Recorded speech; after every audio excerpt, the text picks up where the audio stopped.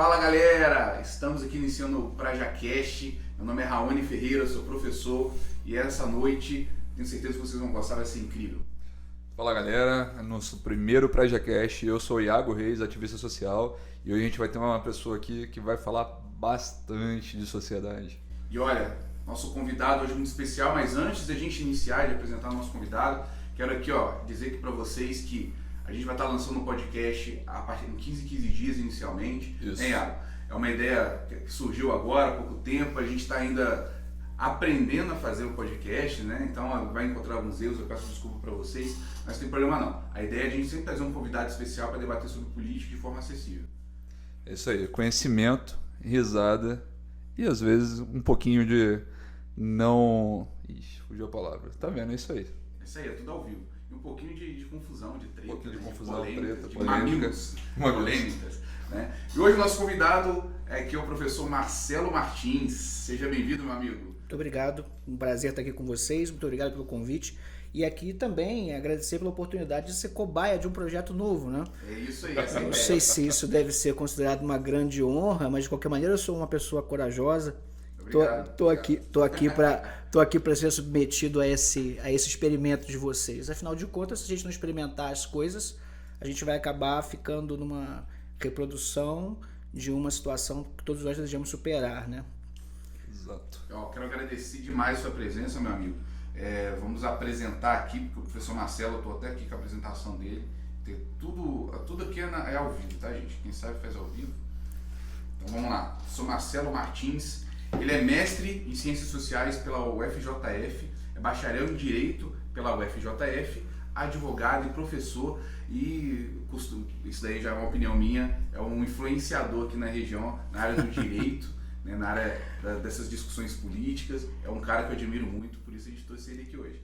Muito obrigado, né? Eu não acredito que eu seja um influenciador no sentido que a palavra tomou. Mas eu me tornei professor, como você é professor, também para poder influenciar a sociedade, né? Eu acho que se a gente tem alguma coisa, se a gente descobre alguma coisa e não passa adiante, a gente está fazendo muito mal para a comunidade onde a gente vive, né? Então, de certa maneira, eu sirvo para fazer boas influências e também algumas más. Né? Até porque, senão, se a gente não doutrina, né? Porque a gente tem que dar um motivo para essa galera chamar a gente de comunista, de doutrinador, né? E o cacete é quatro. Pois é, né? É curioso porque os professores eles fazem doutrinação ideológica, mas não escolhem quais são as matérias que caem nas bancas de concurso público, né? Que doutrinação que é essa, né? Não. E assim, eu doutrino tanto os meus alunos que de vez em quando sempre aparece um maluco aí, depois de 18 anos, gritando mito, e a gente infelizmente não pode fazer nada por isso. O professor serve tanto para doutrinação que a gente vê aí o quanto o professor ganha bem, tem vida de luxo, etc. Claro, O professor é a base da construção da sociedade. O professor está aí, nadando de braçada, andando de iate, helicóptero. Esse é um grande projeto de dominação cujo propósito é o empobrecimento e a precarização do nosso trabalho. Né? Nosso grande projeto é esse. Né? Nosso projeto de poder, né? Nosso projeto de poder chegar em casa com o nosso fusquinha, né? E dominar toda a sociedade ideologicamente. Afinal, a gente está aqui para que as crianças se tornem. Mas vamos lá, gente. Eu quero aqui iniciar esse bate-papo já invejando o meu amigo. Antes de começar aqui, a gente estava falando sobre esses dois aqui, são especialistas em produção etílica, né? São dois grandes produtores aí daquilo que nos faz feliz, que é o álcool. Então, Marcelo, você faz hidromel, meu amigo? Eu faço, mas muito mais... Você bebe hidromel? Bebo mais do que faço, infelizmente, mas faço. Na verdade, a produção está parada há um bom tempo, mas eu comecei a fazer para atender a demanda de alguns amigos, né? Principalmente a galera do movimento religioso que eu participo, a galera que joga RPG comigo, enfim, a gente queria beber. Você joga RPG, cara? Que massa. Jogo, sou mestre de GURPS desde que eu tenho 14 massa, anos. Cara, joguei muito. Pô, D&D, muito massa. Pois é, os nerds unidos para sempre, né? Hoje, já beirando meus 40 anos, eu me orgulho de semanalmente ter uma mesa de RPG. Caralho. Isso é luxo. Hoje em dia, conseguir ter uma mesa por semana é luxo. É um luxo. Não, luxo. Eu já fiz altas campanhas, eu joguei Master, joguei muita coisa. Jogava com a galera do Rio na época, eu ia pra lá, passava, eu ficava assim, só que eu não tinha dinheiro pra comprar os livros, né? Mas eu ia pro Rio na casa de quem tinha, então aquela coisa. Sempre você tem aquele primo rico, ia pra casa do amigo rico que tinha. Cara, em 94 eu tive acesso ao módulo básico do GURPS, segunda edição, e a gente xerocou ele todo. Não, mas esse é o caminho. A gente xerocou ele todo, né? Eu aprendi a ler em inglês xerocando o livro, né? Porque não Eu aprendi jogando não tinha tradução também. Não tinha tradução, né? Então, não tinha nada. O RPG deu assim, um espaço muito pra galera aprender inglês, pra galera... inclusive, eu na minha pesquisa de mestrado discuti um pouquinho sobre RPG e ensino de história. Porque a gente acaba aprendendo a construir narrativa. Né? Você tem que criar o personagem, aí você adapta, por exemplo, no período medieval e tal. E aí você consegue trazer aquilo para a sala de aula. Vários colegas meus têm essa experiência. Eu acho o RPG uma coisa fenomenal, incrível, cara. Pro desenvolvimento da galera mesmo. Você aprende a pensar, a construir essa narrativa que você tem, principalmente para quem é mestre, né? Vai por esse caminho, o caminho é esse, a história é essa, e aí você tem que tomar decisões, e você tem que falar, argumentar. Cara, a gente vive uma síndrome hoje, até que a gente estava conversando um pouquinho antes de começar, da gente receber tudo pronto. Eu olho assim, eu tenho 2 filhos, e cara, aquela parada de YouTube já te sugere o próximo vídeo, tudo que você tem já está pronto ali na tua frente, e o RPG ele traz o oposto, você tem que criar, você é obrigado a criar, mesmo que sejam as suas próprias ações, mesmo que você não seja mestre, você tem que trabalhar para construir alguma coisa nova, e construir alguma coisa nova é essa capacidade de ampliar a sua mente, de crescer, como uma analogia da leitura do livro, né? Então eu acho muito, muito legal, muito importante a retomada dessa na minha prática educacional, eu usei RPG demais, embora não sugerindo um jogo na sala de aula, mas eu usei muitas técnicas tipo psicodrama, várias técnicas que pegam uma pessoa que está estudando direito e que muitas vezes é de uma realidade, como a maior parte dos meus alunos até hoje foi, completamente avessa a grandes escritórios, ninguém vai herdar um grande escritório, ou quase ninguém, né? Então você começa a colocar aquela pessoa que vive numa realidade tão distante do mundo forense na situação de representar. Então muitos casos, casos hipotéticos, distribuía e tal, e a ideia era que os alunos interpretassem um advogado de defesa ou um advogado de acusação, um promotor de justiça, colocar esses embates de ideias dentro de uma perspectiva na qual ele está representando um papel. Porque, até para falar do Peter Berger, né, a teoria dos papéis sociais, a ideia de que a gente vai efetivamente fazer construções sociais, né? Tudo que a gente representa na sociedade antes foi construído. E ter o domínio de poder construir alguma coisa que tenha significado para você, com base na sua própria capacidade criativa, eu acho que é um poder emancipatório muito grande. O RPG tem muito a ver com a minha jornada, na medida em que eu, né, que cresci numa região desprivilegiada da cidade de Barra do Piraí, né? Não era no alto do morro, mas também... Você é de Barra do Piraí, Sou de Barra, criado ali entre a Major Ferraz e a Rua dos Pracinhas, na Caixa d'Água ali, né? Fui criado ali. Então, assim, a gente tinha muita potência criativa, poucos recursos tecnológicos, a brinquedos, a videogames novos, e dentro dessa perspectiva de ter que criar para se divertir, a gente conseguiu, muitos dos meus amigos, sair de uma realidade para outra a partir do poder de criar a sua própria realidade, né? Mas a partir de criar o quê? Uma possibilidade de furar um destino imposto e visualizar alguma coisa nova, alguma coisa diferente, né? Então eu, que era um moleque que estudava num colégio de elite da cidade, mas sem participar de nenhuma daquelas elites, eu podia interpretar, quando estava jogando RPG, um herói ou um membro da nobreza, e assim melhorar o meu vocabulário, e assim me colocar em situações em que eu estava, de fato, em papel de poder, o que seria absolutamente antinatural para a minha situação social, né? E aí a possibilidade de furar esse véu da realidade através da imaginação foi uma coisa que eu devo, sobretudo, ao RPG e aos meus amigos, né? Sim, essa questão de que o jovem, às vezes, na sua realidade social, como você bem colocou, que é tão desconexa, né, de que muitos outros vivem, né?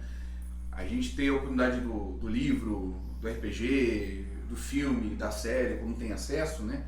E hoje essas coisas estão mais acessíveis, ainda que haja milhares de desigualdades, é uma maneira de fuga dos caras saírem, olha, eu tenho outro mundo, tenho uma outra... Caraca, eu me via quando adolescente, assim, quando eu pegava um livro para ler, às vezes com as situações difíceis do dia a dia, eu me desconectava dessa realidade, da pobreza, da molecada, um amigo, pô, quantos amigos eu perdi pro tráfico, né? Quantos amigos meus foram assassinados, então, caraca, se ler um livro era uma janela para um mundo que eu não poderia viver. Acho que isso é uma pegada interessante aí, do RPG, vou colocar assim, da cultura pop no geral, que nos ajuda a pensar o mundo. E tu vê uma coisa através da janela, né, Raoni? E aí, de repente, surge a possibilidade de pular pra lá, né? Pois é. E aí fugir no sentido de escapar mesmo, de um destino terrível. Isso né? que era... E esse escape é na educação, né? O É. acesso para muitos desses jovens. Isso é que educação, né? nessa conversa surgiu exatamente essa dúvida. Hoje a gente vive num modelo de sociedade em que as pessoas são forçadas ao máximo a permanecer naquela jaula social que ela vive ali. Então a dificuldade no Brasil, eu acho que o Brasil está numa das piores posições do ranking de evolução, né, na escala social, de mudança de posição social. Então, você acha que hoje a divulgação dessa cultura de imaginação, o estímulo à imaginação, tá atual agora, né, uma educação mais freiriana, alguma coisa assim, é uma ameaça às pessoas que dominam a sociedade hoje em dia? Eu acho que mais do que simplesmente uma ameaça, porque para se tornar uma ameaça concreta é preciso que isso cresça muito. Hoje eu penso que é uma forma de existência em oposição, né? Essa coisa de falar que está resistindo, porque resistir é uma coisa que tende a acabar, você está resistindo até que você é sufocado, né?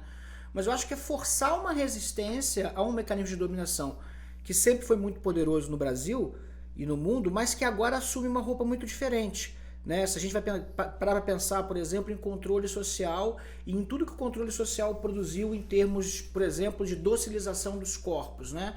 Você tem Foucault falando do nascimento das prisões, por exemplo, em que a pessoa ela é colocada em uma posição na qual ela tem que olhar para baixo, ela tem que tomar banho na hora que lhe mandam, comer o que lhe mandam, ter cuidados higiênicos ou não ter cuidados higiênicos, ter a sua liberdade de locomoção cerceada, em anos e anos de imposição, né? Você tem uma estrutura de domínio que é uma arquitetura projetada para aquilo. Hoje você tem um algoritmo de computador que fala que você está movimentando e você começa a se movimentar. A gente tá falando sobre isso, né? Aquela rede social chinesa que a gente... Não vou dar igual. Quando começar a pagar, a gente fala. Que tem que ficar lá dançando, fazendo gestinho para você fazer parte do algoritmo, estar inserido ali para você ter visualização e passar a ideia que você acredita, né? Que você quer vender. Se ele fala para você tirar roupa, você tira roupa. Se ele fala para você deitar, você deita. Se ele fala para você dançar, você dança. Se ele fala que você não pode falar de política porque senão derruba seu alcance, você não fala de política. E aí, na verdade, você tem uma ferramenta de controle que, na verdade, me parece ser uma engenharia de obediência. Quando você ousa imaginar, você se lembra que existem conexões que não são mediadas pela rede. E essa rede, que na verdade deveria ser uma rede de conexão, se torna uma rede de captura. Daí que me parece que a imaginação, dentro de um processo educativo, dentro de um processo de existir no mundo, a partir de uma espécie... É quase como se alguém estivesse fazendo uma roçada no campo. Né? Você está capinando em volta da sua casa para manter o terreno da sua possibilidade de vida possível, limpo, né? O mato baixo, porque se você parar de criar um segundo nessa sociedade, se você parar de imaginar, se você parar de sonhar, daqui a pouco você está dançando também, e aí você vai eleger quem mandar, você vai se alienar, você vai consumir o que lhe mandarem, e você vai viver dentro de uma situação tal na qual você não representa nenhuma ameaça ao sistema, nenhuma, porque você obedecerá aquilo que o programador mandar. E quem programa não sou eu, não é você, a gente nunca viu essas pessoas, mas a gente sabe quem tem acesso a elas, né? E aí a gente entra num questionamento também para que as pessoas, elas, lógico, cada um nem todo mundo é responsável pelo que cativa, né? As pessoas são expostas a muitas situações que não querem. A raposa passivo-agressiva do Pequeno Príncipe, né? Exatamente.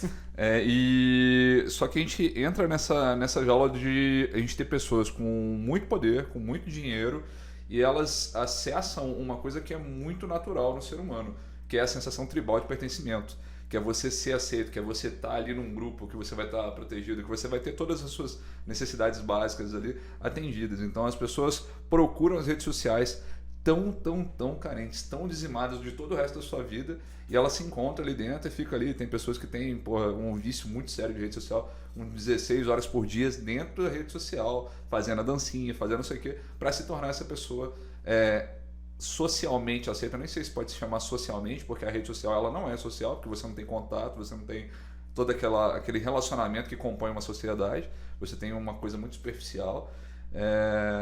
E fica esse sistema de dominação muito forte, igual você falou, que vai atraindo mais pessoas, e as pessoas ficam lá dependentes do que vai acontecer do outro lado, do que a pessoa que gerencia, do que a pessoa que escreve o código vai fazer. Mas, Iago, eu acho que essa mensagem pessimista, né, que a gente começa a tratar de um mundo completamente dominado por uma rede de dominação, né, uma rede de aprisionamento, de captura, eu acho que ele não pode ser maior do que uma outra coisa, uma outra verdade que também me parece que está sendo esquecida.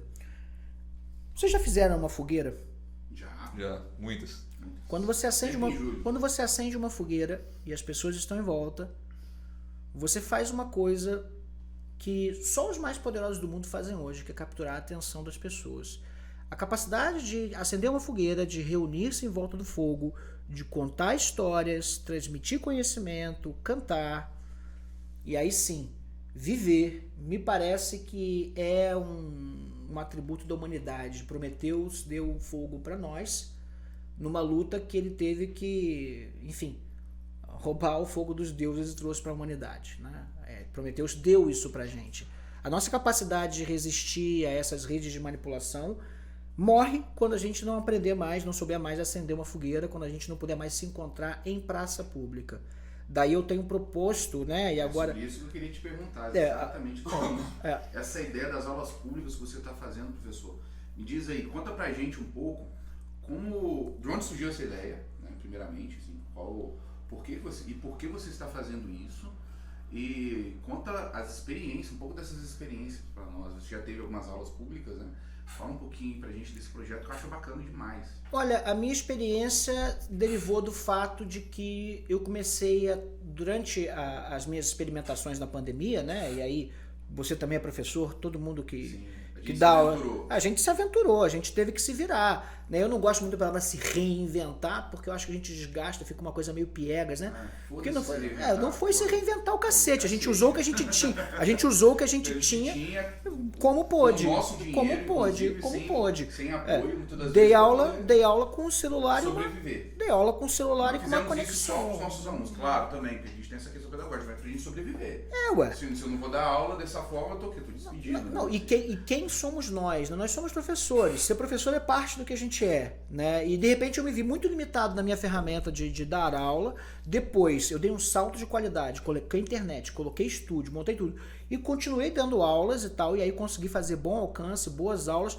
Mas eu comecei a perceber que quando se tratava de política, as redes sociais, elas são absolutamente horríveis na hora de entregar discurso. Você fala sobre política, derruba o seu alcance, derruba o seu público, ninguém te vê, o algoritmo te esconde embaixo do tapete. Por isso nós somos um podcast de anime. A gente fala gente, aqui é um RPG.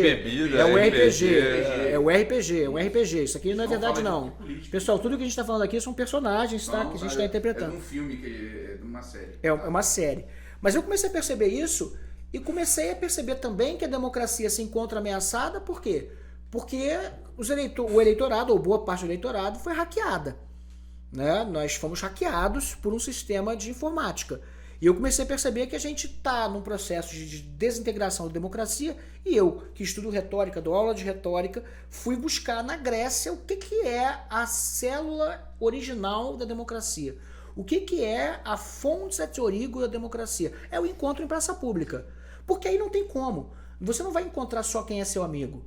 Você não vai encontrar só quem pensa igual a você, que é o que a rede social faz. Tu vai encontrar todo tipo de gente. E aí eu dei uma aula pública em Vassouras e foi muito maneiro, porque foram alguns alunos que eu tinha na universidade, pai de alguns alunos, uma senhora evangélica que estava saindo do culto apareceu lá, apareceu um cara que é motociclista, apareceu um maluco conservador da cidade vizinha que ficou sabendo e veio também trazendo uma galera que não concordava com ele dentro do carro.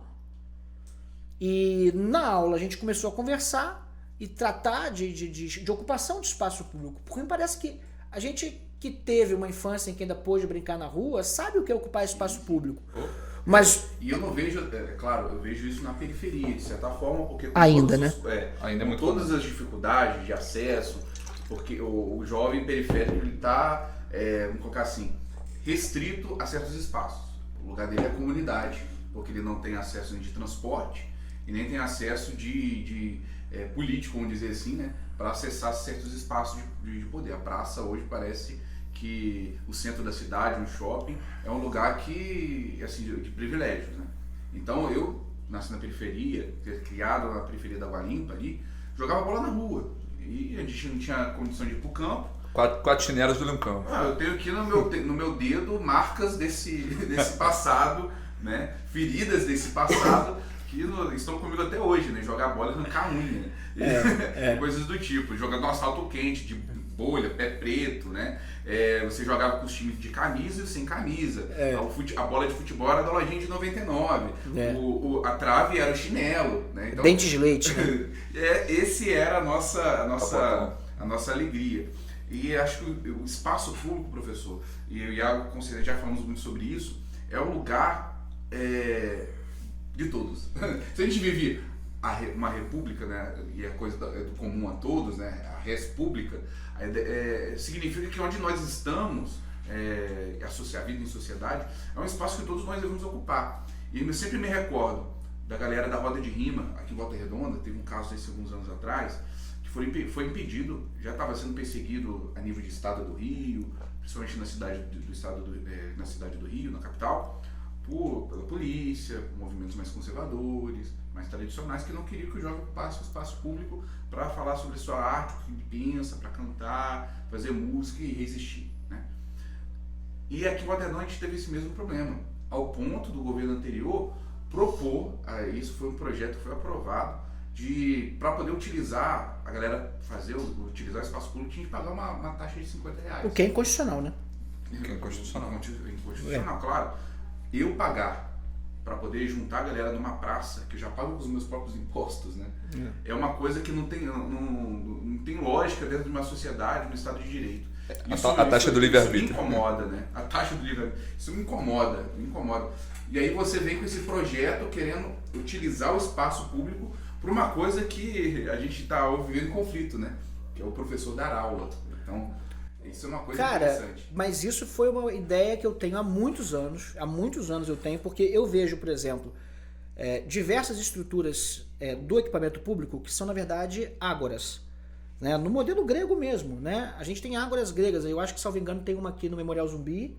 Aqui em Volta Redonda tem uma ágora grande. O espaço é incrível. Tem uma em Barra do Piraí, na Praça Nilo Peçanha, que fica vazia quase sempre. Tem os coretos nos bairros, que são espaços feitos para o morador discursar. É feito para isso. Mas quem ousa... Principalmente nas cidades antigas de Minas Gerais, você vê muito coreto nas praças. Mas quem ousa subir o coreto, tomar a palavra e falar publicamente sem que seja pensado como louco? Quando eu deixei a universidade, e aí eu me vi numa situação em que eu tinha redes sociais para dar aula, tenho plataformas online para dar aula, e eu olhei para a rua e falei, cara, esse é o lugar onde nenhum aluno pode ser proibido de entrar porque não pagou a mensalidade ou não tem grana, e qualquer professor pode se apresentar para dar aula que quiser. Esse espaço, esse equipamento é o equipamento de manutenção da democracia e o repositório dos esforços de uma comunidade que quer se organizar. Sim. Então é lá que vai ter que acontecer. É claro que eu uso a internet, é claro que eu dou cursos online, né? Fica o jabá aí, quem quiser me seguir nas minhas redes sociais. Segue lá. Pode falar sobre Marcelo com 2 L's, Martins.82. Tem um canal no YouTube, Professor Marcelo Martins também. Isso mesmo, galera. Vai lá, tá vendendo curso agora. Agora eu tô com um curso de retórica e vai entrar agora um outro curso em outubro, Artes da Acusação e da Defesa, também voltado para o público demais. de direito. Daquele jeito, porque realmente é um trabalho de qualidade. Acompanha o professor Marcelo, já tem tempo, um pouco mais de um ano. Você que fica aí assistindo CPI igual eu, fica lá batendo palma pra galera, você vai gostar desse da arte acusatória. O cara vai, grita, não sei o que, influencia. Arte da acusação. A arte da acusação vai ser boa. Agora, é importante lembrar que aula em espaço público tem que ser de graça. Porque uma coisa é o trabalho profissional e outra coisa é o dever de cidadania que todos nós temos, professores e outras categorias profissionais também. Todo mundo que é cidadão tem o dever de manter a democracia. Daí que aquele que vai contra a democracia, ele não está apenas expressando a opinião. Ele está se colocando como papel de não cidadão, ou seja, não está cumprindo seu dever com a cidadania. Defender a democracia é dever constitucional. Atentar contra a democracia me parece que é violar aquilo de mais importante que a gente tem, que é o fato de que vivemos dentro de uma república democrática, né? Aí eu acho que, sim, é dever. Deixa eu puxar uma pergunta aqui que talvez faça algum barulho em relação a isso. Para mim, eu considero crime uma pessoa que atenta contra a democracia, o cara que vai lá, não o cara que segura a faixa, você vai colocar algumas camadas em relação a isso, mas pro cara que vai lá, solta foguete pra cima do STF, faz o cacete a quatro e tal, esse cara, ele atenta, essa é a palavra, ele atenta contra a democracia. Atentar contra a democracia é crime.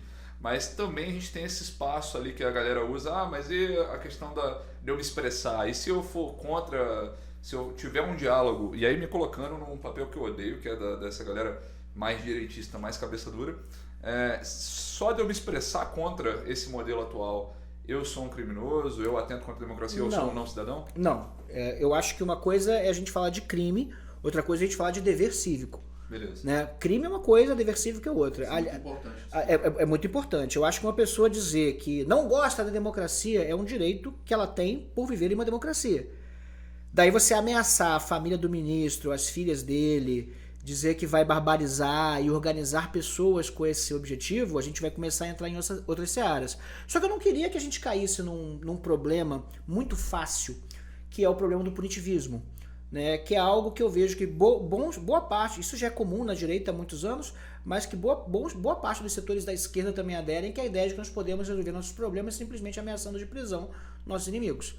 Eu acho que não é assim. Perfeito. Eu acho que o pior que pode acontecer para uma pessoa que é um não cidadão, que é um inimigo da democracia, é ser apontado pelo seu próprio povo como traidor. Eu acho que isso é muito mais sério do que botar o cara na cadeia, porque tu bota o cara na cadeia e vira um mártir. Veja, pessoas execráveis estão se... Tá lá o Zé Trovão no México, ela mandando vídeo. Pessoas execráveis. Não, ele qual é o modus operandi? Eu grito, faço um esperneio contra a democracia, junto pessoas, manifesto ódio, e aí o que eu faço?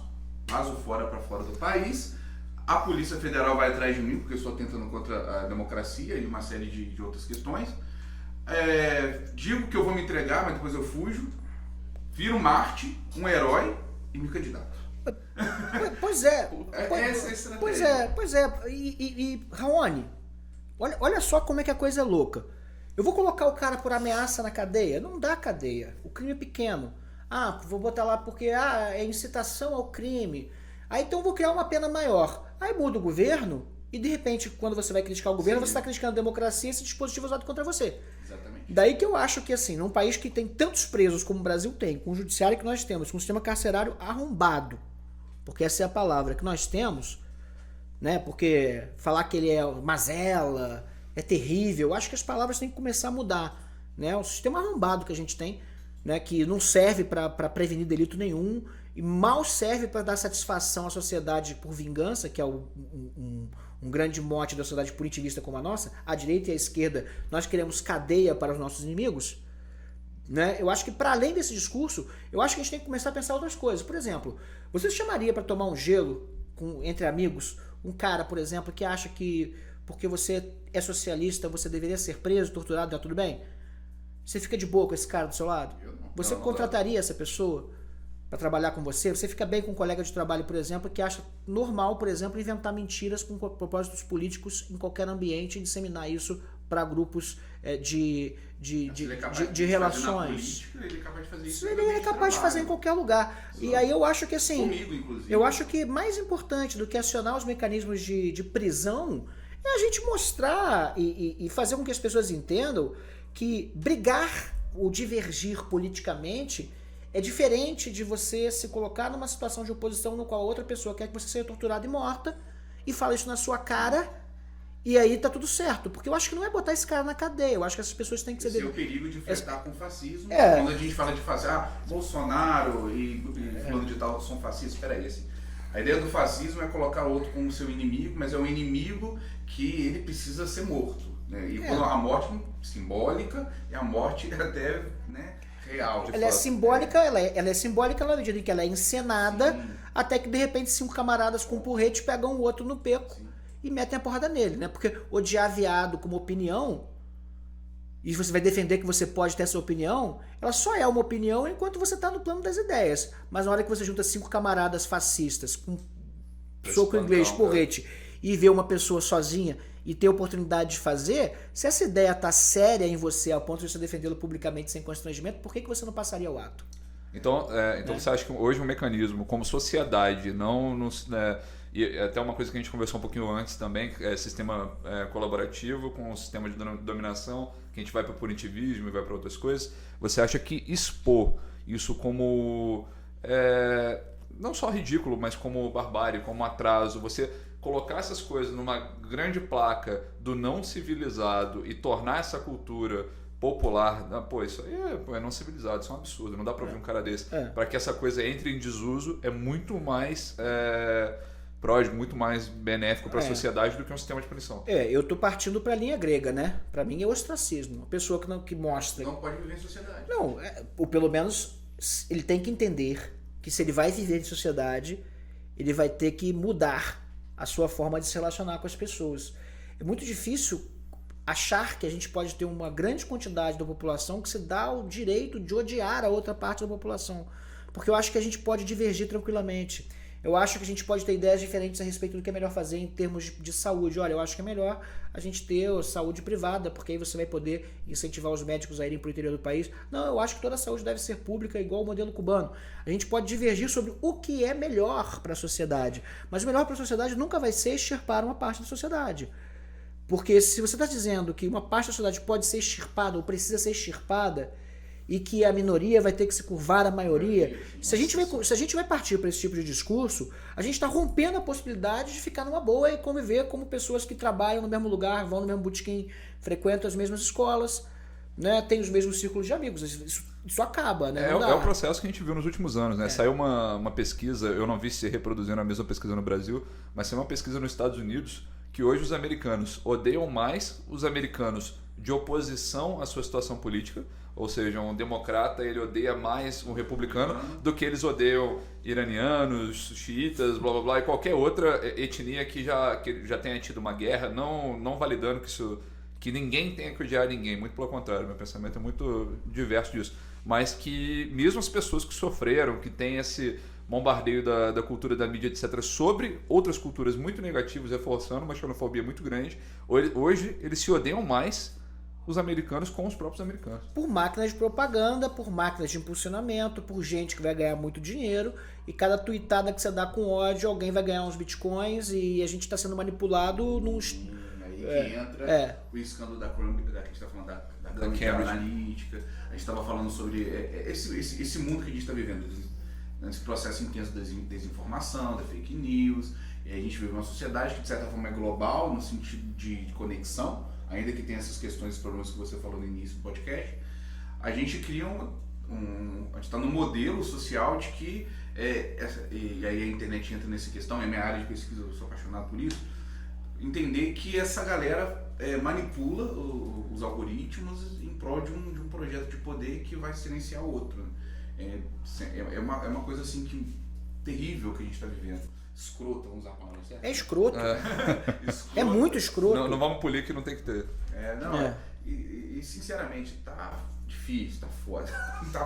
Eu acho que assim... O que a gente vê nas redes sociais, assim, hoje, por exemplo, eu estou fazendo uma campanha nas redes sociais em prol da aula do centenário do Paulo Freire, que eu estou organizando junto com algumas lideranças, inclusive o Marcelo Freixo vai estar com a gente e tal. Alguns professores aqui da região, inclusive um professor que estará também aqui, está sendo convidado nesse momento para falar sobre Paulo Freire. E, cara, eu publiquei, fiz a publicação e assim, estou sendo bombardeado na internet, não é de brincadeira.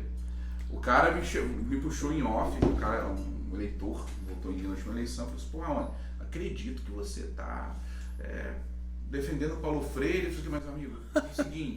O Paulo Freire, né? É o país do irrealismo, né? O Paulo Freire... Você leu o Paulo Freire, meu amigo? Você sabe o que você está falando, né? Tem até uma indicação. Eu acho que Paulo Freire tem que ser criticado. Até uma indicação. Tem que ser criticado dentro do ponto de vista acadêmico, né? Não é uma obra, as obras não são perfeitas. Mas faça justiça. Agora, dizer que o método Paulo Freire, que é o único método que é utilizado no Brasil, que é de alfabetização de adultos, né? E o Freire estava partilhando isso, que ele vai colocar na aula, que ele usou o método Paulo Freire nos presídios para dar aula, quando ele era professor lá. Genial. Então, assim, é um método utilizado para a educação de jovens adultos. Não é utilizado na escola, na alfabetização, não é utilizado na minha aula. De certa forma, a gente pode utilizar, claro, fazer adaptações. Mas ele não é oficialmente utilizado. E falar que a culpa da educação do Brasil é a culpa do Paulo Freire. Se amigo, criou você já entrou numa sala de aula, você já viu a realidade escolar de uma sala de aula, dos nossos alunos? Eu dei aula numa escola de maior vulnerabilidade social da região. Eu fiquei impedido vários dias de entrar na escola por causa do tráfico, que ele não deixava eu chegar na escola. Então você vai falar que a culpa é do Paulo Freire? Pelo amor de Deus. Voltando aqui depois da pausa técnica, e a gente vai mudar um pouquinho. A gente estava falando de Paulo Freire, etc. A gente já sabe que já tem muita polêmica em volta dele, uma galera politizou ele. Assista a minha aula. Vai ter aula de Paulo Freire. Professor Raoni, convidados. Uma galera politizou o nome dele, sem entender a obra, não se deu trabalho. É o headline reader, né? A pessoa lê ali a manchete, é o cara que sabe tudo da manchete, não sabe do conteúdo. Mas vamos mudar um pouquinho, vamos falar um pouquinho de penal. Só um minuto, é verdade que você defende bandido? Eu nunca não defendi um bandido, né? Na verdade, todo mundo é bandido, né? Você é defensor de bandido. Todo mundo é bandido, né? Comunista, defensor. É só procurar direitinho. Só procurar que acha, né? Contravenção todo mundo tem. Pô. Uma pergunta aí que vai mesclar um pouquinho dos dois conhecimentos. A legislação penal do Brasil, você já fez uma crítica hoje durante o nosso tempo de conversa aqui. É o quê? É atraso? É propositalmente ruim? O que você vê na legislação penal? Ou assim, não serve, a massa joga fora e faz outra? Como é que você vê esse sistema da legislação penal no Brasil hoje para a utilidade de desenvolvimento de sociedade mesmo? Tá muito ruim, tem que jogar fora e refazer? Ou vai emendando ali e melhora um pouquinho? Eu acho que o principal problema da legislação penal no Brasil é a imensa, inabalável ou aparentemente inabalável fé que a sociedade brasileira tem na punição. Nós temos uma ideia de que o castigo amargo é um remédio que vai curar o crime, que é uma doença. A gente acha que quanto mais duro for o castigo, melhor vai ser para a sociedade, porque essa pessoa vai aprender a partir do sofrimento. Ou se ela não aprender, pelo menos nós vamos nos vingar. Como nós somos uma sociedade absolutamente impotente, né, porque a gente não consegue dar conta dos nossos problemas, precisa buscar um poder maior, porque há uma desigualdade enorme de poder, e a gente não dá conta de se organizar e resolver os problemas locais comunitariamente, existe uma fé inabalável na punição. E isso atende a uma série de interesses. Hoje, principalmente, serve a uma espécie de política segundo a qual as pessoas vão dizer que vão acabar com o banditismo, e para isso elas vão utilizar métodos tipicamente criminosos, né? Como, por exemplo, dizer que vão exterminar, que vão matar, dar tiro na cabecinha. Então ela serve como discurso político. Olha a bancada dos policiais disparando aí em todos os ambientes, né? Então serve a uma política, serve a um discurso. E por outro lado, mesmo as pessoas de setores ditos progressistas acham que a solução para acabar com a homofobia, por exemplo, é criar crimes graves para quem tiver comportamento homofóbico, né? O que eu acho que é justo, porque é bom ver homofóbico se fudendo. É bom. Interessante. É gostoso, não é? Eu sou brasileiro, eu também gosto de ver o outro... Eu gosto de vingança. Eu gosto de ver o outro se dar mal. Agora, isso vai resolver o problema da homofobia? Não. Não vai. Se a gente não tiver um shift cultural muito grande... Vai. Eu passei isso com meu filho no restaurante, cara. Tipo, tá tendo um restaurante... Não vou fazer propaganda também, mas do chefe da esposa do nosso amigo aqui. Lá tem uma área kids, geralmente a gente vai lá porque o moleque vai, brinca, se diverte e tal. E aí tinha dois moleques, meu irmão, virado no giraia lá, zoando, não sei o que, papapá. Aí o moleque tem cabelo mais liso, aí o moleque fez brincadeira homofóbica, tal, não sei o que. Aí e meu moleque é muito novinho, ele tem 4 anos. Aí o moleque tinha um cabelão também. Ele perguntou, e você é menina? Aí o moleque, não, que eu não sou menina, tal, não sei o que. E o pai estimulando, né, aquela parada da cultura. E o pai achando graça do moleque dando uma porrada no outro, correndo, tacando chinelo e tal. Então a gente vê que é uma reprodução. Eu falo muito sobre esse processo de construção de cultura que o capitalismo soube fazer muito bem, para o mal, infelizmente, mas que as pessoas progressistas, etc., ainda não aprenderam a desenvolver. Então, você acha que esse processo de desenvolvimento de uma cultura diferente, e lembrando o que contextualizando cultura, o modo de pensar coletivo, um modo social de pensar sobre as coisas, você acha que é uma solução muito mais eficiente e é o que deve ser programado para esse problema? Olha, professor, e acrescentando mais uma questão que eu acho que como exemplo para a gente pensar. No Brasil, a gente tem crime de racismo. Tem. Né? Isso é antigo, tá na Tem. Constituição. Beleza, ok. Mas nem por isso o racismo acabou no Brasil ou deixou de crescer esse tipo de pensamento. A gente tem crime de lei de droga, é proibido usar sim. droga. Vocês sabiam que é proibido usar droga? Rapaz, Velho. Não sabia. Pois é. Não, pois é. E acabou as drogas? não tem. Você não acha? O que a gente vê é o sistema carcerário funcionando como o RH das facções criminosas, né? A primeira coisa que um moleque de 18 anos preso por tráfico, a primeira pergunta que ele tem que responder quando entra no ponto zero no sistema carcerário é qual a sua facção. Então, se ele não tinha uma, ele vai ter que escolher, porque se ele for colocado na cela da facção errada, ele vai morrer. Então, é um sistema de RH, né? Uma grande triagem para poder saber quem é o novo soldado daquela facção, quem é que vai ser introduzido no crime organizado pelo Estado. Você passa a ser. Porque vai dever, porque senão vai ser currado, morto, tudo mais. Agora, me parece que o problema, e eu também não acredito muito, né, porque também vivo no mundo real, que essa parada flower power de ficar tentando educar fascista é uma parada que dá certo. Eu acho só que o sistema penal ele não serve nem para reintegrar e nem para coibir o delito. Ele não serve para isso. Ele não funciona assim. E não funciona assim não porque a ideia não seja boa, porque, caramba, depois de ser filho de castigo ele aprende. Mas ele não funciona porque os números mostram que ele não funciona. Se eu não me engano, tem um dado que somente 4% dos homicídios brasileiros são presos. Então você tem 96% das pessoas que cometem homicídios que estão soltas. Porque não vão ser investigadas, porque não há instrumentos de investigação. E aí, evidentemente, que a gente tem 1000 formas de combater o homicídio. Eu não acho que um homicida tem que ficar solto, veja bem. Sim. Eu só acho que a gente não tem que transformar em crime qualquer desvio funcional. O cara que praticou um homicídio culposo no trânsito, esse cara fez uma merda, ele vai ter que pagar por isso, mas botar ele na cadeia não contribui em nada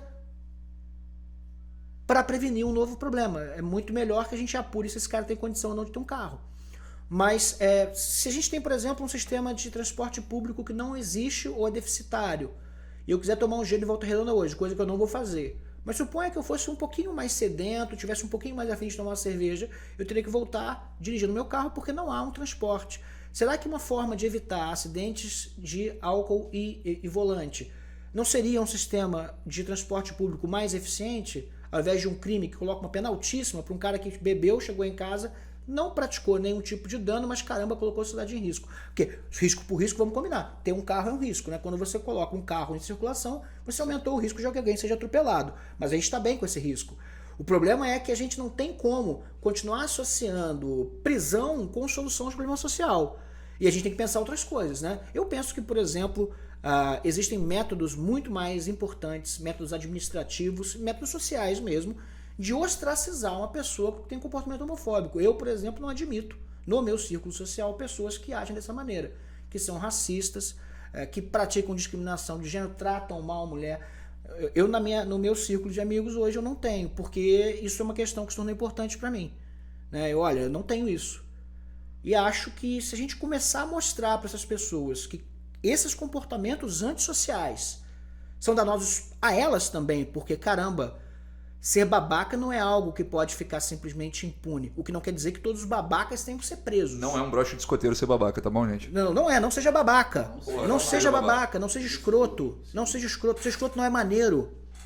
Não é legal ser um bully, um Zé Ruela. Não é maneiro, não, cara. Não é legal. Não é legal. Não é legal destruir a vida das pessoas. Não é porque você é politicamente correto, porque você quer amar todo mundo. Não é isso não, cara. Só não seja um escroto porque, cacete, você está dividindo esse lugar com um monte de gente. Né? E aí é muito escroto, né? Porque, porra, né? Nós aqui somos homens, né? E estamos aqui na nossa posição, somos relativamente brancos, né? Porque estamos no Brasil e ninguém é branco de verdade aqui. Mas daí isso nos coloca na posição de estarmos aqui, né? Se não estivéssemos sendo gravados, fazer piada racista. Isso diz alguma coisa sobre nós. Sim. E eu acho que diz que nós somos babacas, nós somos escrotos, não aceitamos conviver pacificamente numa sociedade que é plural e deve ter no pluralismo não uma chave de tolerância do outro, mas de elogio do diverso. Eu acho que a gente não tem que tolerar homossexual, a gente não tem que tolerar mulheres em posição de poder, a gente não tem que tolerar... A tolerância é uma palavra horrível, né? Meio que eu tô empurrando na tua garganta. Não, eu tolero você com a sua posição religiosa, mas eu gostaria que você... Não, eu acho que a gente tem que enaltecer o diverso. E aí essa é a riqueza de uma sociedade. Essa é a riqueza de uma sociedade. Aqui não importa onde a diversidade, do que você gosta. É um valor, né? Ela não é um problema, ela é um valor.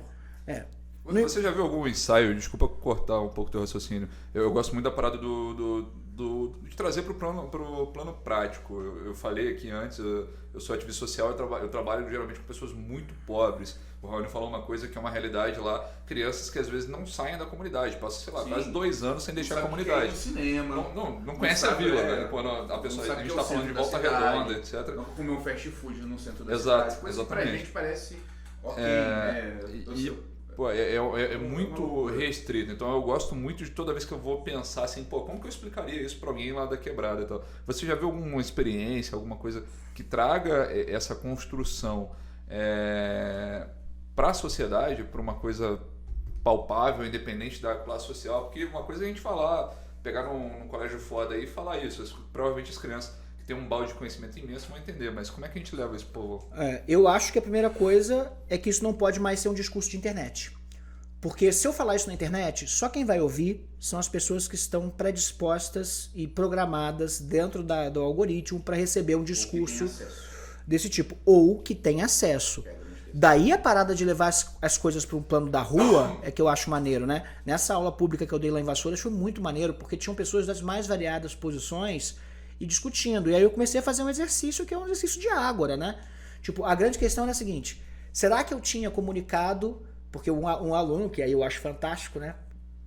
No cara a cara, um aluno perguntou assim para mim: professor, mas você não teria que ter uma autorização para poder fazer uma aula pública? E aí eu falei assim: não, eu não teria que ter uma autorização. A Constituição diz que eu teria que ter informado a ocorrência de um evento público.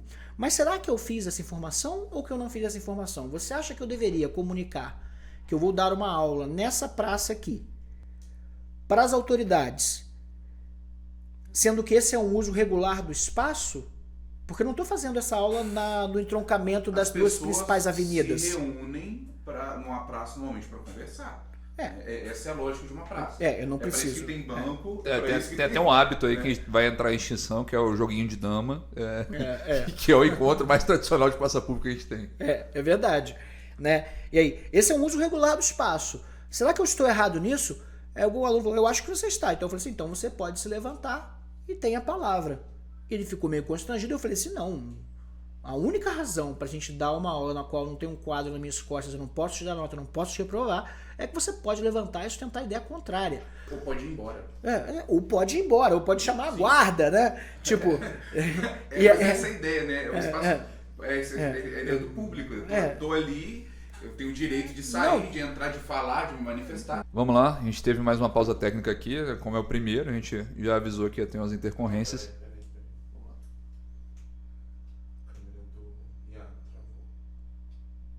Eu acho que eu encostei nela aqui sem querer. Peraí.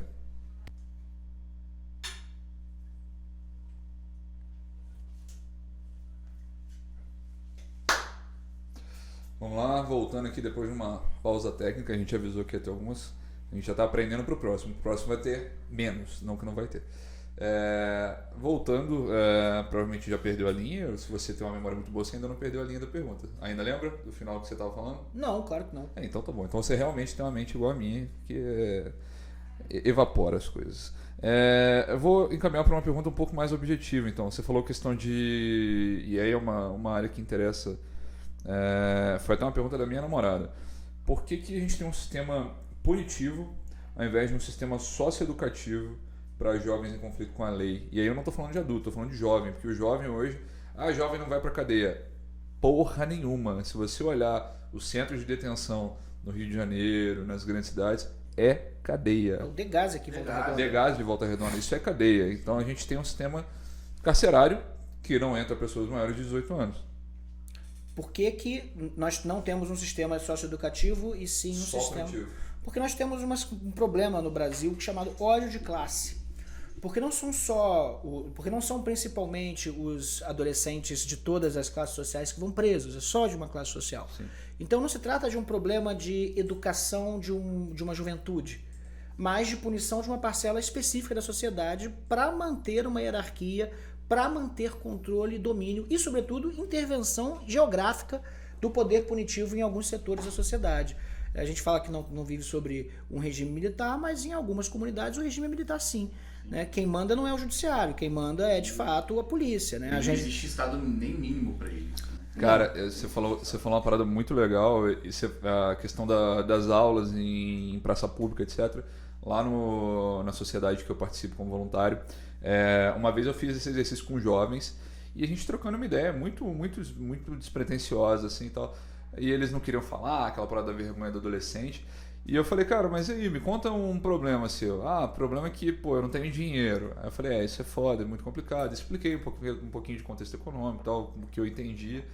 E do que você tem medo? Quem que é o inimigo de vocês aqui hoje? O que vocês têm medo? A gente tem medo da polícia e a gente acha que a polícia é o nosso inimigo. Eu falei, caralho, velho. Que um moleque de... Tem um moleque lá de 3 anos que o bicho papão dele é o carro da PM. Não pode o moleque corre pra casa. Não. Eu vi uma realidade no meu bairro Água Limpa, que era um policial famoso lá, conhecido, não vou citar aqui o nome, mas ele falava o nome dele e todo mundo arrepiava. O que ele fazia? Ele, na nossa comunidade, ele sempre andava pela comunidade. Quando encontrava a galera, e às vezes os moleques nem estavam envolvidos com alguma coisa, mas era uma molecada negra, molecada periférica, estava sem camisa e etc. Quantas vezes eu estava jogando bola e ele parava a gente no meio da rua para dar sermão nos caras ou para puxar a orelha, às vezes falar uma coisa e o cara era super agressivo, ele gritava, xingava e às vezes até tapa nos moleques, né? Então batia nos moleques, o moleque na porta da casa dele, tá jogando bola na rua, não tá fazendo nada. Mas por quê? A gente vivia um estado praticamente mínimo ali na comunidade. Era a polícia que praticamente mandava e desmandava. O tráfico também manda? Manda, cara, mas uma coisa é o poder paralelo, outra coisa é o poder de Estado que te oprime. Né? Aí que entra a questão da lei. A gente tem lei pra quê, cara? Justamente para as instituições trabalharem em prol da comunidade. A segurança pública é um tema importante, né? É uma questão importante para a vida em sociedade. Agora, você dá na mão da polícia um poder praticamente temporal, e essa polícia, ao invés de ela defender o cidadão, ela oprimir esse cidadão, você está criando uma sociedade, o quê? Uma sociedade aos moldes da ditadura. Porque a polícia que tem a força da arma, tem a força, né, da violência, tem todo esse poder. E aí a sociedade, é por isso que gera esse medo, né? É uma coisa muito estranha. E horrível, porque na verdade ninguém deveria ter medo da polícia, né? Sim. Eu, por exemplo, na minha qualidade de um professor universitário, branco, homem, quando vejo uma viatura da polícia, eu preciso de algum tipo de informação, eu paro a viatura e converso, eu não tenho medo, mas não tem por que ter medo, porque eles não estão ali para me dar uma dura. Exato. Né? Ele não está ali para me dar uma dura. E se ele me der uma dura, ele vai me dar uma dura dentro do protocolo. Dentro da lei. Para você tem lei. Dentro da lei. Para mim tem. Para você tem lei. Se ele for me dar uma dura, ele vai pedir para eu descer do carro, por favor. Vai perguntar se eu tenho alguma droga ou arma no meu carro. Não é? Não vai violar sem falar com você. Não vai. Ou muito provavelmente não vai, né? Porque a gente tem, na verdade, É verdade que você trafica hidromel? Não, eu consumo. Eu sou usuário. Agora, eu acho que... Você está cometendo um grande erro. Você veio nesse podcast e não trouxe hidromel pra gente. É verdade, né, cara? A gente vai fazer alguma pergunta assim, fudida, que você vai ficar puta curioso. E a gente vai deixar essa pergunta no final pra ele voltar. E trazer o hidromel. Você pedir pra ele voltar, não vai ser a gente que vai pedir pra ele voltar. Você vai pedir. Pra galera. Porra. Tá aí. Gostei. Galera, o meu nome agora é Galera, beleza? Beleza. Mas é isso. E aí existe essa parada, né? Ninguém deveria ter medo da polícia. E muitas vezes os policiais ficam sentidos com isso, né? Tem muitos bons policiais. Tem, claro que tem. Claro que tem. Eu vou contar uma parada assim. O problema é que você tem um mau profissional com uma arma. Exato. É diferente de ter um mau profissional que dá nota errada pros alunos. Caralho, é diferente, né? Eu não lembro quem eu ouvi falando disso há poucas semanas.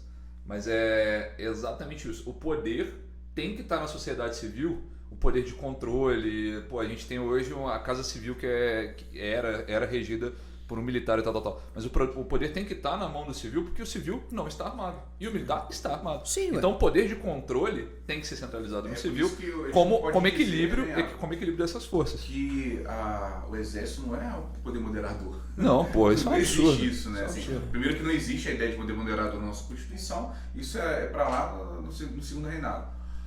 Outra coisa é que de fato o exército não pode ter esse tipo de poder, porque ele é uma força armada, né? E se já tem o monopólio da força e da arma, né? Ele tem que ser moderado. Tem que ser moderado. Você não vai... Ele é moderado. Ele tem que ser moderado. Tu não vai colocar uma focinheira num pincher, cara. Se bem que o pincher é foda. Né? É foda, mas... O pincher é foda. Mas ele fica... é foda, mas ele vai te arranhar. Mas ele fica puto, ele vai pra rua, né? Ele vai fazer levantar protesto, falar, fora...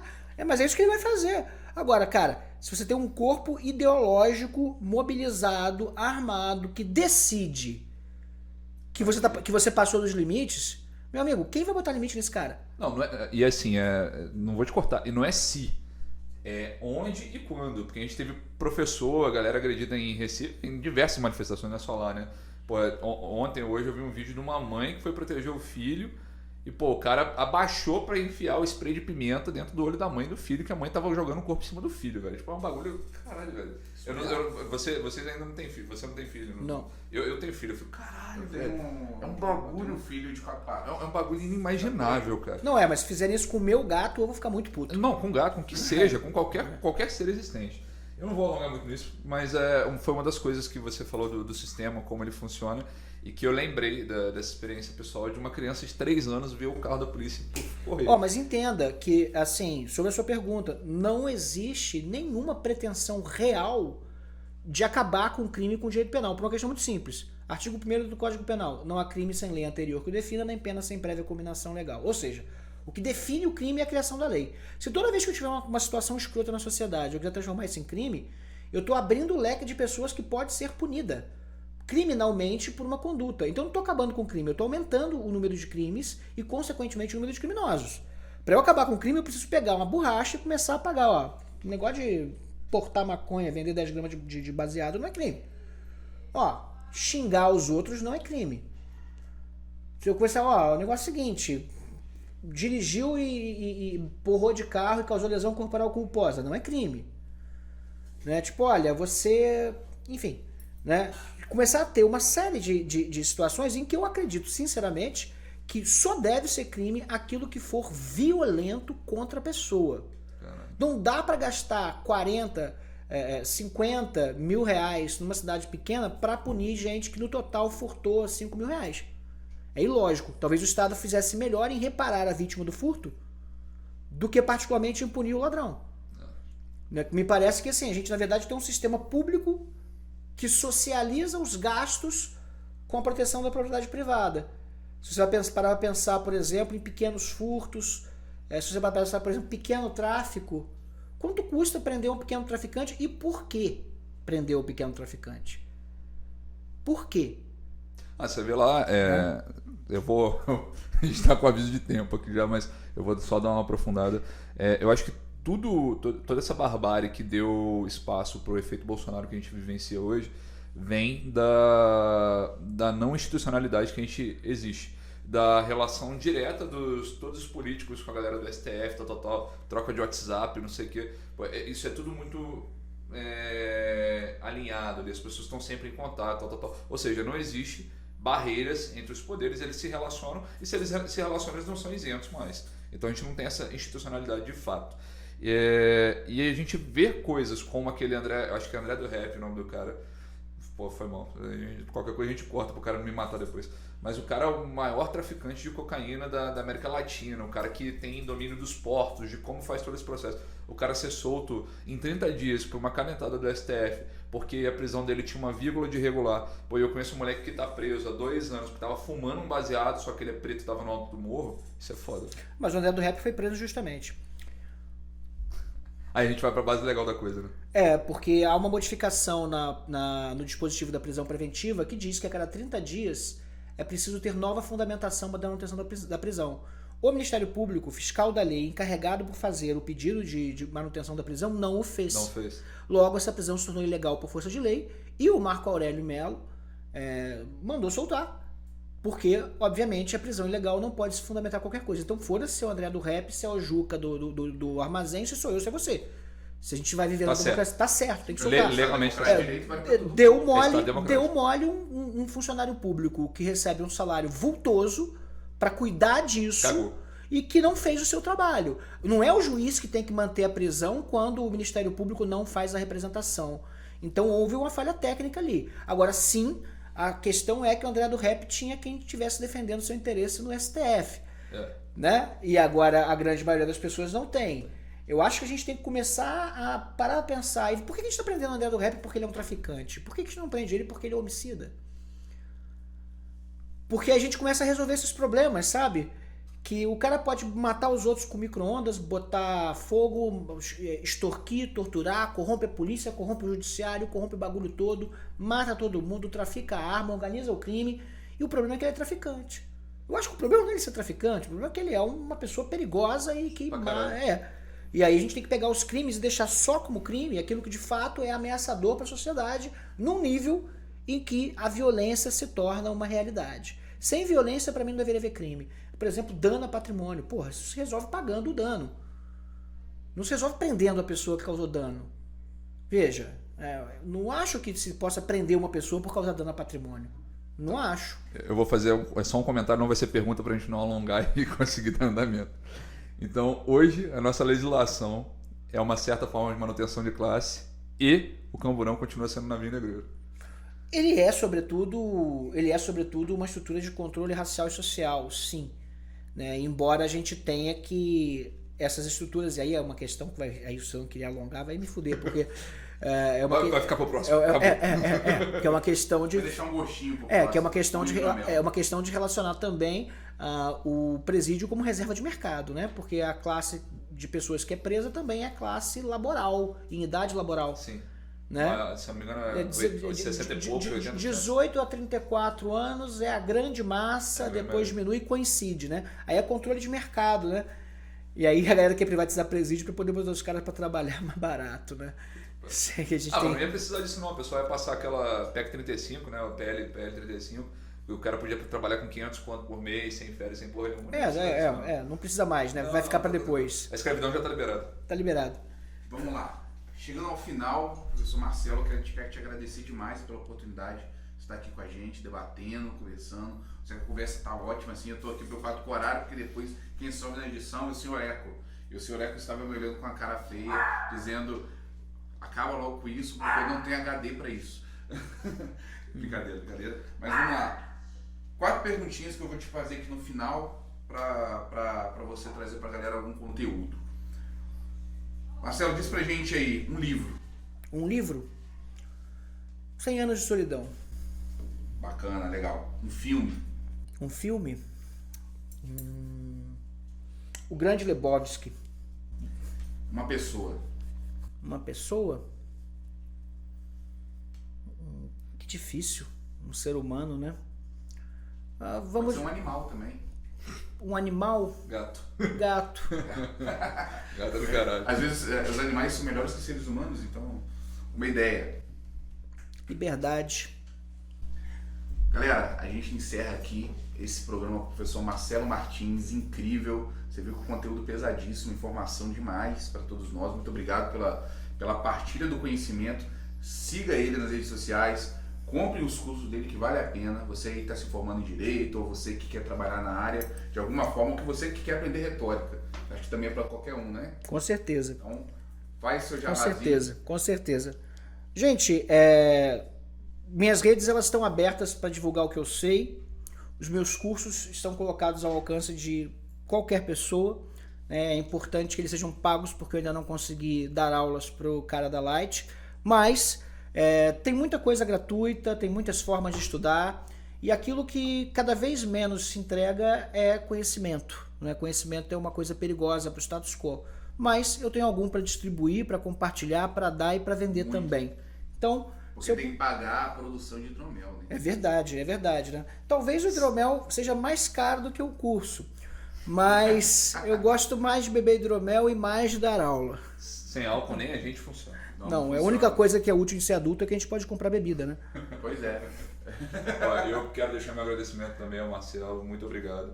Eu acho que a nossa ignorância ela é eterna. A nossa única benefício a nós mesmos como indivíduos é trabalhar cada dia para reduzir ela um pouquinho. E a gente vai se tornando um pouquinho melhor, retornando também a nossa sociedade um pouquinho melhor. Obrigado por me tornar menos ignorante hoje. Bom, valeu. Esse é o Movimento Pra Já, movimente-se. A nossa ideia é transformar a política em algo acessível e que você, cidadão comum, galera que tem que ralar o dia inteiro, porque às vezes a política é um privilégio para quem pode discutir, porque outros precisam sobreviver, mas entender que a política é possível se discutir. Esse movimento, o Pra Já, ele é aberto a novas lideranças, as pessoas querem chegar e contribuir. Você quiser participar com a gente, manda mensagem para a gente nas redes sociais. O professor Marcelo logo estará com a gente, militando aqui, fazendo o bom trabalho. Acaba de ser cooptado, ao vivaço. Já era. Para estar com a gente, ensinando, aprendendo, discutindo, né, Iago? E fortalecendo a nossa democracia, porque esse é o objetivo. Dar acesso, tornar acessível. E se você ouviu qualquer termo aqui que você não entendeu, se você... Qualquer coisinha daqui, do podcast, etc., que você vai ver. Não entendi. Cara, pergunte. Pergunte de verdade, tranquilo. A gente vai ter o maior prazer de responder, porque acaba que a gente vai alongando nos assuntos e que eles têm um certo nível de complexidade. Mas o que a gente puder esclarecer para você e trazer você... não é dizer para você que você não pode discutir isso. Você pode e você vai. Mas a gente vai te ajudar a chegar no nível dessa discussão, olhar essa discussão com mais conhecimento para você poder pensar ela do seu jeito. Tamo junto, galera. Pra Já, movimente-se. Esse é o objetivo. Valeu, professor. Valeu, gente. Prazer foi meu. Valeu, Iagão. Sempre. Tamo junto. Valeu, Ramon. Um grande abraço. Valeu.